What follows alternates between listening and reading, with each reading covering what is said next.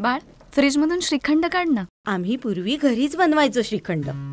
त्याची चवच वेगळी होती. आता काय सगळं रेडीमेड. आजी, हे श्रीखंड खाऊन बघ. आज तुझ्या आईनं घरीच बनवलं की काय?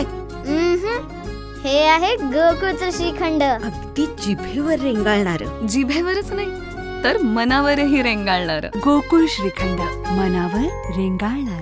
शिवसेना उभाटा पक्षाचे माजी आमदार डॉक्टर सुजित मिंचेकर हे आपल्या शेकडो कार्यकर्त्यांच्या सह मुंबईला उपमुख्यमंत्री एकनाथ शिंदे यांच्या शिवसेना गटात दाखल होण्यासाठी रवाना झाले.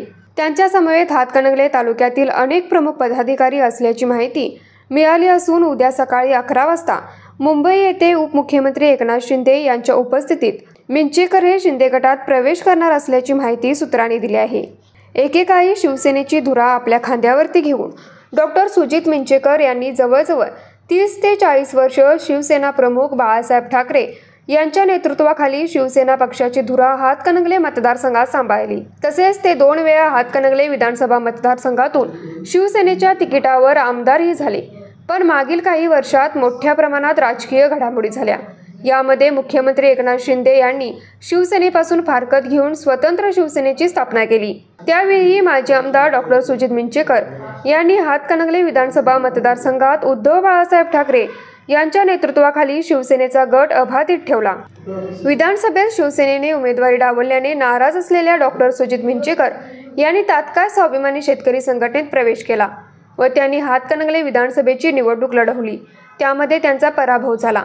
आज सकाळी डॉक्टर सुजित मिंचेकर हे आपल्या शेकडो कार्यकर्त्यांच्या सह मुंबईकडे रवाना झाले असून त्यांच्या समवेत खासदार धैर्यशील माने तसेच हातकणंगले तालुक्यातील अनेक नेते शिंदे गटात प्रवेश करण्यासाठी सोबत असल्याची माहिती मिळाली असून महाशिवरात्रीच्या शुभमुहूर्तावर माजी आमदार सुजित मिंचेकर हे शिंदे गटात प्रवेश करत असल्याच्या चर्चा रंगत आहेत. यामुळे हातकणंगले तालुक्यात उपमुख्यमंत्री एकनाथ शिंदे गटाची ताकद वाढणार असल्याचे चित्र दिसत आहे. न्यूज मराठी 24 साठी विनोद शिंगे, कुंभोज. न्यूज मराठी 24 9व्या वर्षामध्ये पदार्पण करते. माझ्याकडून मनपूर्वक अशा हार्दिक शुभेच्छा. गेल्या 9 वर्षामध्ये आम्हा सर्व राजकारण्यांना लोकशाहीच्या 4थ्या स्तंभाचं जे प्रमुख काम आहे, जी जबाबदारी आहे ती चोखपणे पार पाडत विकासात्मक दृष्ट्या, सामाजिक दृष्ट्या योग्य सल्ला देण्याचं, आमची भूमिका जनतेपर्यंत पोहोचवण्याचं अतिशय चोखरित्या काम बजावल्याबद्दल मी या टीमचं मनपूर्वक या ठिकाणी आभार व्यक्त करतो आणि पुढच्या वाटचालीसाठी हार्दिक शुभेच्छा व्यक्त करतो. धन्यवाद.